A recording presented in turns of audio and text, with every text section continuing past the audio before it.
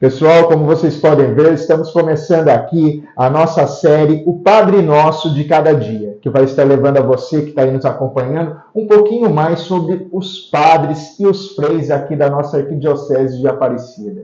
E hoje, aqui comigo, eu estou muito feliz por estar com ele, estou aqui com uma pessoa que eu gosto muito, o Padre Paulinho. Então, vocês que estão nos acompanhando, que não conhecem, esse é o Padre Paulinho que está hoje na paróquia de São Benedito e Nossa Senhora Aparecida. É os dois nomes mesmo, padre? Não é só São Benedito que fala? Primeiro a Mãe de Deus e depois o Santo Cozinheiro. Aí, viu? Mas que legal. Mas você que está acompanhando quer saber um pouquinho mais sobre o padre, né? E vamos estar perguntando aqui para ele, então, para a gente começar o nosso bate-papo. Padre, me conta um pouquinho como que foi o seu chamado. O que bateu no seu coração para que você tivesse essa vontade de seguir o caminho para servir a Cristo?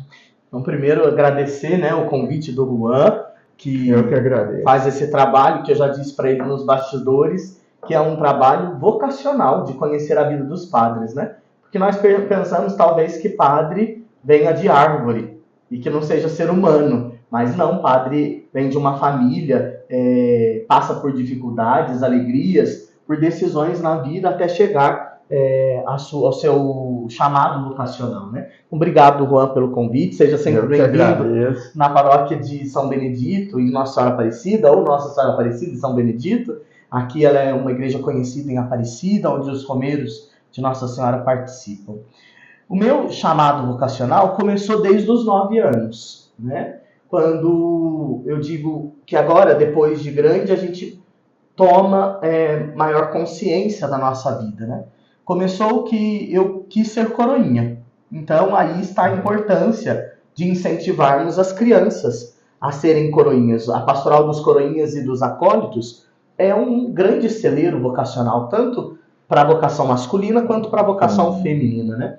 E aí, a minha família nunca participou pastoralmente ou ativamente na igreja. E eu fui aí, então, o primeiro. Olhei um dia lá e falei para minha mãe, quero ser coroinha. Minha mãe ficou meio espantada, porque eu era uma criança muito rebelde, brigava muito, falava muito palavrão. E aí, à medida... Quantos anos? 9 anos. 9 anos. Quando eu entrei para os coroinhas e entrei para a catequese, então eu falo que foi a minha primeira conversão, porque eu fiz um propósito de não mais falar palavrão. E até hoje, graças a Deus, não falo palavrão, porque era um propósito meu com Deus. Então, nesse período vocacional, né, de criança, né, o padre sempre levava, na época, então, o padre Vinícius da paróquia de São Roque, né, que está novamente na paróquia de São Roque, e colocava os seus coroinhas, os acordes, todos na Kombi, que a paróquia tinha, e soltava lá no seminário. Ele falava assim, pelo menos um vai sair. Então, um saiu, né, eu saí de lá. Desses encontros. Aí, dos meus 9, ia lá para brincar, para conversar, porque ainda tinha um seminário menor naquela época. E o que acontecia nesse tempo lá, padre? Não sei. Para chamar assim, a atenção, para vocês despertarem esse... Era mais o convívio com as outras crianças, né? Era muito novo ainda, mas já é só o fato de estarmos sendo introduzidos numa casa de formação, que no caso é o seminário, já gera aquela ruptura que tem hoje, né? Nosso seminário é casa de padre, não, eu não quero. Então nós íamos lá, conversávamos, e os encontros basicamente eram de oração, diversão e comilança. Então eu ia mais, sou padre gordinho, então eu ia mais para brincar, para rezar, mas também para comer, porque o seminário disponibilizava, né? E aí quando chegava o seminário que você diz é o Bom Jesus mesmo? Era na época era o padre Matusalém. Matusalém, que é professor de educação física também. Não sei se ele chegou a ser. Ele era no Colégio do Carmo, ele foi meu professor de educação física lá no Colégio do Carmo. Mas ele foi reitor do seminário maior, depois do seminário menor, né? Então, esse processo, nós íamos para lá e brincávamos, conversávamos, rezávamos e falávamos sobre a vocação já pequenino, né? Legal. Mas então aí eu fui até os meus 14 anos frequentando isso. Havia um determinado momento no ano que era para dar resposta, né? E aí eu nunca ia porque eu tinha medo do Padre Matos. Então eu sempre voltava e no outro ano começava tudo de novo. Porque aí eu brincava de novo, né? Tudo ali. Com os meus 14 anos, eu já um pouco mais amadurecido, eu falei que não queria mais. Então eu fui na Capela do Santíssimo, na paróquia de São Roque, que é onde Você era fazia ainda, parte da isso. comunidade de São Eu Roque. sou filho de Aparecida, da paróquia de São Roque, né? Fui lá na capela e conversei com Jesus. Falei, eu não quero mais, deixa eu viver a minha vida e deixa eu traçar os meus planos, os meus sonhos e vou, com 14 anos. Então parei de ir nos encontros vocacionais. Mas aí com 16 anos, minha mãe veio a eu estava com 16, minha mãe veio a falecer com 33 anos, então recebi muito suporte da igreja. Eu digo que esse trabalho pastoral nos Coroinhas me fez sentir filho da igreja. Olha só, porque gente. ali, boa parte da minha formação humana, moral, a minha formação espiritual é dali. Olha só. Então eu digo, não tenham medo de entregar as crianças de vocês para o trabalho pastoral, não tenham medo de confiar no trabalho da igreja, porque eu sou prova viva de que eu sou fruto de todo esse ensinamento. Hoje, os valores, não que a minha família não me ensinou valores, Sim. mas ali reforçou aquilo que é bom, aquilo que é honesto. Então hoje o homem que eu sou, eu devo muito à mãe igreja. E eu digo que eu me sinto filho porque eu fui cuidado o tempo inteiro pela igreja, né? E aí então, nesse momento de dificuldade, a comunidade se aproximou, esteve muito presente. E aí eu fui viver minha vida, né? Com 16 anos, não me afastei, continuei como acólito ali, só não fazia mais os encontros. E fui seguir a minha vida com 18 anos. Fiz prova para a Polícia Militar do Estado de São Paulo. Passei na prova, fui ser policial. Mas foi para São Paulo? Eu fiquei em São José. Em São José. E depois trabalhei em Taubaté. O meu trabalho era no 5º Batalhão, no qual mando um abraço também. Isso, para todos os policiais, né? Que são os nossos anjos da guarda aí na nossa sociedade. Tenho muito orgulho de dizer que fiz parte dessa corporação, né? Então aí dentro da PM eu era tratado como diferente, né? Porque as pessoas viam em mim alguma diferença. E aí sempre quando eu chegava numa roda de um assunto mais não tão lícito assim, né? Mais espinhoso, eles ficavam quietos, me respeitavam. O coronel na época era muito religioso e falava que eu era diferente porque eu tinha Deus, né? E aí lá na PM eu comecei a ficar responsável pelos cultos ecumênicos. E aí eu cheguei pro coronel e falei, mas por que eu? Né? Que aí era a minha sessão e era eu que fiquei responsável por aquilo. Então, já vinha acompanhado isso. Aí saí da PM, porque não me encaixava muito com a filosofia da instituição, né? Não da instituição, mas um pouco, para mim, não era tão humano algumas coisas. Então isso me incomodava. Aí eu peguei e saí, mas cresci muito como pessoa, como profissional. Aprendi muito lá. Fiquei praticamente quase 2 anos na PM. E aí então eu tinha um sonho de estudar gastronomia.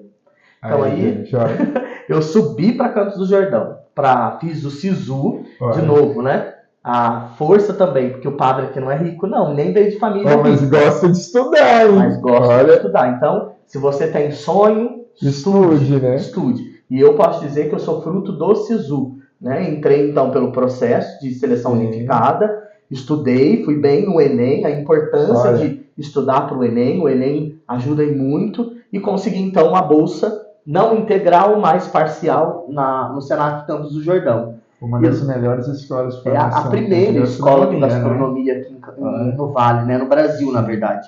Então fiz o meu período de formação lá, trabalhei um tempo na área e voltei para Aparecida. E a Aparecida eu montei um pequeno ateliê e comecei a trabalhar em um belo dia. Isso em que ano que você fez? Isso foi... Você voltou para cá? 2014, 2013 ou 14, uma coisa assim. Foi isso mesmo. 2014, acho que acho que é 14, 2014. Voltei para Aparecida, comecei a trabalhar aqui, só que um belo dia, um jovem amigo meu do seminário, que era seminarista na época, eu estava fazendo etiqueta para bem casado. Sim. Para poder pôr no bem casado, e me mandou mensagem, porque naquela época não tinha WhatsApp, era Facebook. Por Messenger, olha, nós vamos ter encontro vocacional, você não quer fazer? Mas detalhe, esse amigo meu, eu trabalhei com ele antes de entrar na polícia, 1 mês no Santuário Nacional, na Casa das Velas. E aí ele perguntava assim para mim, o que você vai querer ser? Eu falava, eu acho que eu quero ser padre. E ele falava assim, que padre? Padre não dá futuro, não. E ele acabou entrando antes de mim. Não se ordenou, né? Porque aí depois saiu, mas ele tirava sarro. E foi ele que me convidou. Mas ficou aquela inquietação no coração. Eu falei, não, eu tô bem, não quero isso não. Mas ao mesmo tempo veio aquele diálogo que eu tive com Jesus. Né? Deixa eu viver minha vida, deixa eu experimentar a vida. Sim. E quando eu quiser e o Senhor me chamar, eu dou uma resposta. Então, um belo dia ele convidou de novo, e nesse período eu estava me preparando para fazer o concurso de taifeiro da aeronáutica. Olha só. E aí, então, um belo dia eu fui fazer encontro vocacional no seminário, já com 22 anos. Eu deixei com 14 depois de 8 anos. Olha. 22 anos eu voltei, só que eu fui com a sensação que eu estava fazendo a pior coisa do mundo, errada. Porque eu não contei para meu pai, que até então era vivo, sim, e nem para minha irmã, que morávamos juntos, né? E eles ficaram um dia inteiro me procurando, porque eu não contei para ninguém. Contei só para uma prima minha. E aí então eu cheguei no final da tarde, daquele sábado, falando que tinha feito encontro vocacional. Meu pai falou, mas de novo essa história? Porque lá em casa eu só sou chamado de padre, antes mesmo de ser padre, né? Era mesmo? Na rua, tudo. Onde é a casa do padre? É ali. E aí, então, eu fiz o encontro vocacional, falei pra ele falou, tá, vai e faz. Se não der certo, você sabe que você é capaz e nós estamos aqui, né? Olha, então, meu pai me deu muito... Família. Hoje meu pai tá no céu, vai fazer 3 anos, mas me deu muito apoio mesmo. E aí, então... veio a prova da aeronáutica, veio a decisão do seminário e acabei escolhendo pelo seminário. Aí entrei em 2015, 3 de maio de 2015. E passei pelo momento dos estudos, né? Nós, no seminário, dividimos o período do seminário em 3 etapas. A primeira etapa é o propedêutico, que é a etapa da experiência. Aqui na Arquidiocese de Aparecida, o jovem, o candidato, entra para o seminário e fica 2 anos como propedeuta. E ali ele faz a experiência de morar junto, para saber como que é a realidade, já sendo formado, participando das atividades, morando num quarto, tendo que limpar quarto, lavar roupa, tudo assim. Lá ninguém é burguês. E aí, então, depois começa a fase... Então não tem faxineira, nada. Cada um põe a mão na Só não fazemos comida, né? Porque... por conta do horário de estudo. Sim. Mas a limpeza da casa, do seminário em si era nossa, sim, dos quartos era nossa também. A nossa roupa pessoal, ou você levava para casa ou você lavava. Eu lavava no seminário. E aí depois desse período vem as etapas que nós chamamos a etapa do discipulado, que é a etapa dos estudos filosóficos. Então, para ser padre, eu fico 2 anos estudando no seminário, que é o propedêutico. Depois eu fico mais 3 anos estudando filosofia. Então eu entrei em 2015, o meu processo foi um pouco diferente. Eu fiquei meses como propedeuta. E aí em 2016 eu entrei para fazer filosofia. Em 2018 terminei a filosofia no Centro Universitário Salesianos, aqui na Unisal. Por que estudar filosofia? Porque na filosofia nós vamos ganhando a consciência do que é o homem e qual a importância de Deus na história humana. O homem, ele nunca vai ser autorreferencialista. Nunca. Porque se ele for o centro, ele comete erro. E a gente está vendo na sociedade, quando o homem se coloca no centro das ações, o que gera divisão, guerra e tantas outras coisas. Então, nós observamos na filosofia que nós não somos o centro. E o que é o homem? O homem é um amaranhado de coisas, de situações. Então, do que é composto ele e aonde entra Deus nessa identidade humana. E depois, então, de 18 a 22, eu fiz 4 anos que a gente chama da etapa da configuração, que é a etapa dos estudos teológicos. Por que a filosofia é fora? Sempre a filosofia não é no seminário que estuda, que eu já ouvi pessoas falando da Deoniana. Sim. Há momentos na história. Na nossa arquidiocese, o Seminário Bom Jesus, no qual completou 130 anos, há muito tempo atrás, quando havia muita vocação, o seminário ele era o local já de estudo filosófico e teológico. Entendi. Então já se formava ali. Hoje os seminários eles não têm número suficiente para fazer essas formações. Então, antigamente, eles era chamado de institutos filosóficos ou teológicos. Então, aí no caso, quando havia muita gente, os professores vinham e montavam esse instituto. Hoje eu não sei se é por alguma questão também de orientação do Ministério da Educação, por conta de acompanhamento, de grade, porque é tudo unificado. Então todos vão para fora. Todos vão para fora.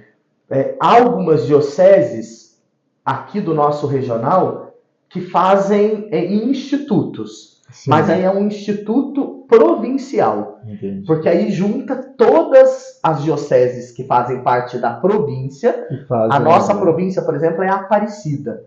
Então, somos compostos por 5 dioceses. Aparecida, Lorena, Caraguá, Taubaté e São José dos Campos. Então, poderíamos juntar a 5 para ter um instituto. Mas como já há os deonianos, que é a faculdade deoniana, que já abarca toda essa realidade, então todos nós acabamos estudando lá. Acaba sendo um instituto também, mas lá é faculdade, né? Então, aí 4 anos nós vamos para a etapa teológica, que é da configuração, no qual nós entramos diretamente no estudo da igreja, né? Do que é Deus, não somente do que é Deus. Nós dividimos a teologia em grandes áreas, né? Sistemática, Bíblia, histórica e... não vou lembrar mais. Mas que show que deve ser esse muita coisa. Teológico. E a gente estuda muito. E aí é mais próximo de nós. Então, quando é mais próximo, a gente se agarra mais. E também as crises vêm com maior força. Podemos pensar que a filosofia é um aumento de crise na vocação. Não. A teologia se torna uma crise na vocação. Porque ela vai tirando os exageros da nossa fé.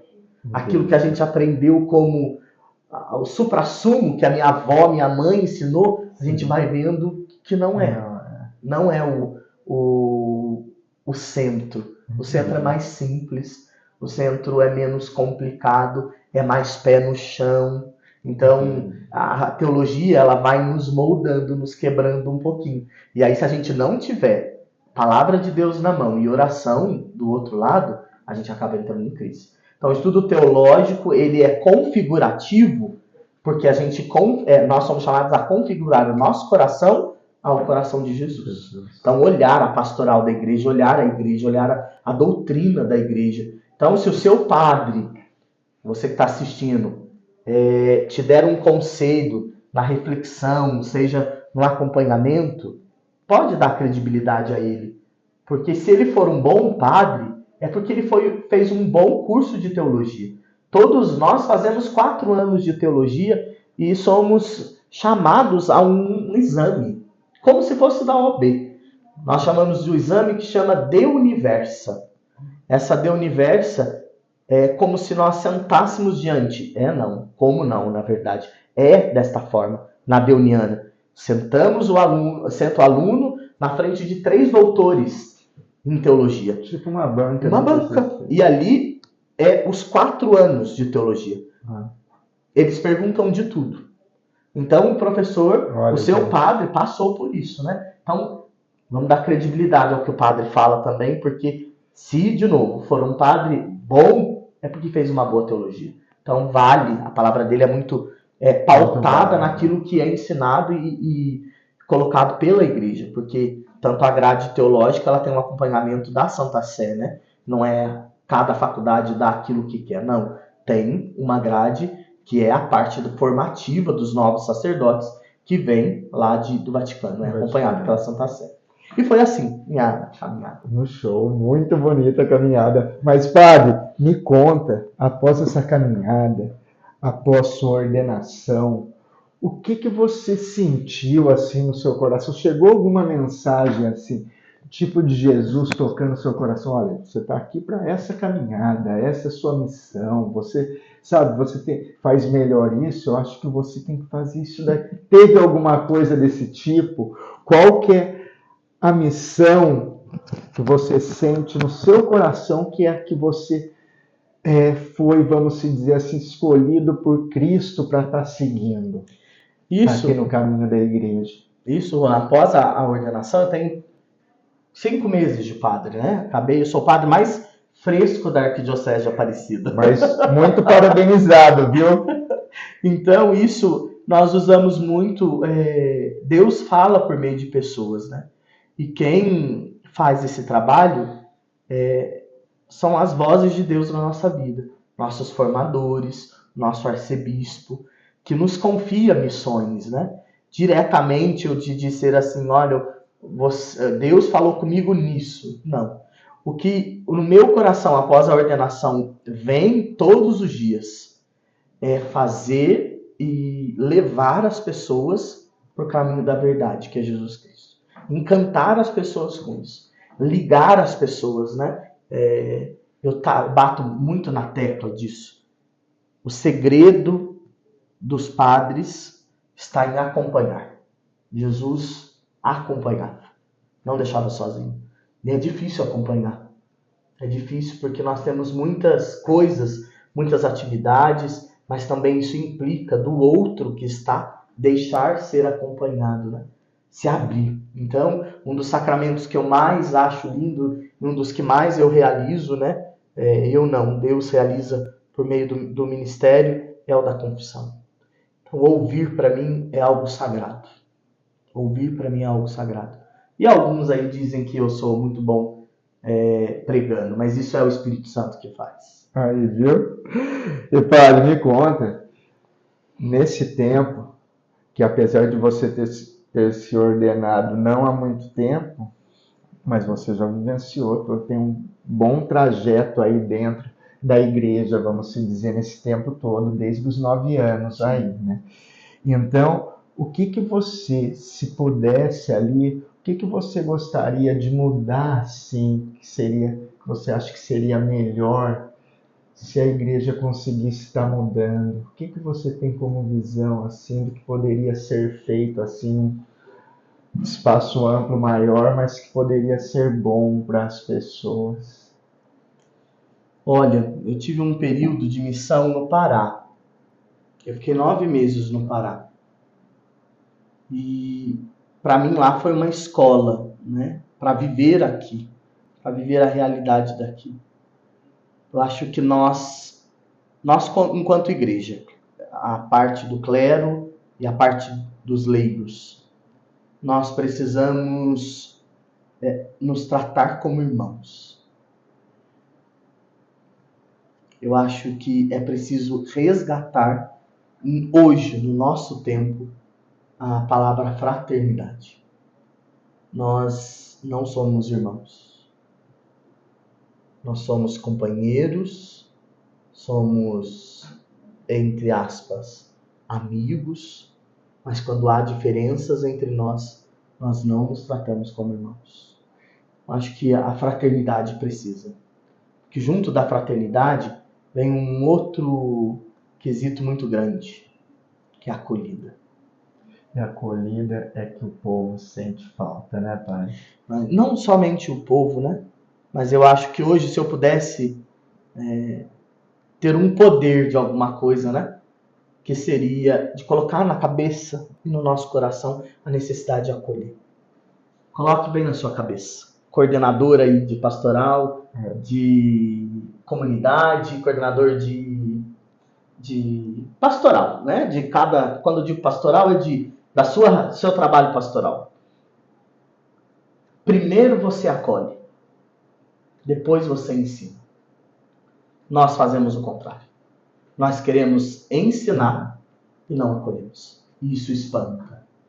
Jesus primeiro acolhia, depois ensinava o caminho. Então hoje, se eu tivesse um poder nas mãos, se Deus me desse o poder, eu ia falar: dai-nos a graça de saber acolher para depois ensinar. Porque eu encanto para depois mostrar o caminho certo. O que eu disse da teologia, na teologia primeiro eu fui acolhido, para depois eu ir podando aquilo que não é o certo. E assim Deus faz conosco. Jesus, nos seus escritos, na sua passagem, não ia já condenando, julgando, dizendo pode, isso não pode. Não, deixa isso, não afastava todo mundo. Não afastava. Primeiro ele trazia para perto de si. Como se fosse uma galinha. Traz os pintinhos para perto. Ama, cuida, acolhe.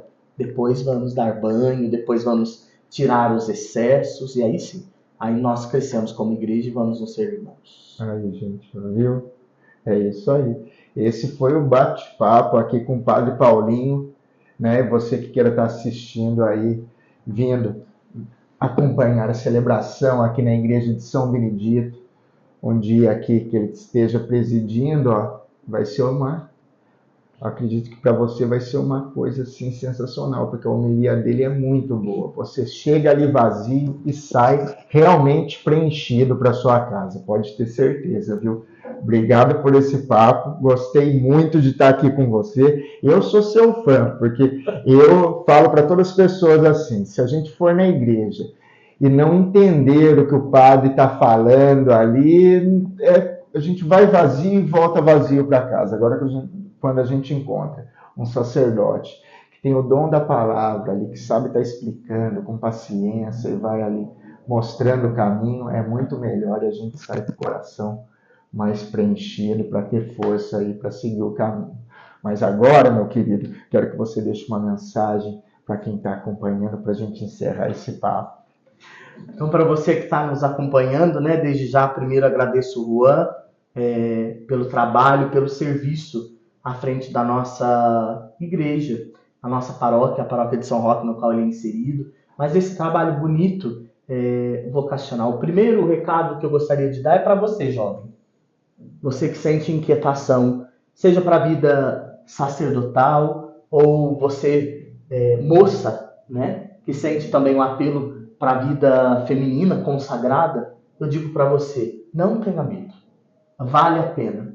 Se Deus te incomoda, vale a pena investigar o porquê deste incômodo. Se você se parar diante de Deus para se investigar, você se apaixona por Ele. Eu digo, eu sou muito feliz, porque um dia eu fui incomodado por Ele. E não há tempo perdido para ser de Jesus. E agora, para você que nos acompanha, eu peço para que vocês rezem. Rezem pela unidade da igreja, rezem para que sejamos bons sacerdotes, porque costumo dizer, um padre santo santifica a sua comunidade. Mas quando o seu padre não for santo, que você, a sua comunidade, seja santa para santificar o seu padre. Então vamos juntos construir pequenos grupos de fraternidade, pequenas comunidades que se cerquem da palavra de Deus para anunciar o evangelho da verdade. Verdade que precisa tanto ser anunciada ao mundo. E te deixo um convite. Encante a sua família pela pessoa de Jesus. Você é o responsável por encantar as pessoas e levar até Jesus. Apresente este homem que é o nosso motivo de ser amado, de receber amor e de ser cada vez mais feliz. A vocês e a cada um de nós que estamos aqui, um abraço bem apertado. Peço, rezem por nós e nós sempre por vocês. E deixo aqui a bênção para cada um de vocês, para que vocês se sintam abraçados pela bênção de Deus e amparados pela proteção da Virgem Maria. O Senhor esteja convosco, Ele está no meio de nós. Derrame sobre cada um de nós, sobre aqueles que nos acompanham, a bênção de Deus por intercessão, hoje, de Santa Teresinha, por intercessão de São Benedito e Nossa Senhora Aparecida, a bênção do Deus que é Pai, Filho e Espírito Santo. Amém. E reforço o convite, quando quiser vir a Aparecida, vem à famosa Igreja de São Benedito. Aqui nós temos missa aos sábados, aos domingos, em 3 horários. Então, venha, participe conosco, vai ser uma alegria. E quando vier aqui e me encontrar, vá na sacristia e fale assim, padre, olha, eu tive o vídeo que o senhor gravou lá. Vai ser uma alegria saber que vocês nos acompanharam. Tá bom? Abração, fique com Deus. Deus lhe pague. Pessoal, muito obrigado. Esse foi o papo com o padre, meu amigo, Padre Paulinho. Semana que vem tem mais do Padre Nosso de Cada Dia, com um novo padre para você conhecer mais um pouquinho, viu? Muito obrigado. Semana que vem tem mais. Amém. Obrigado, meu bem.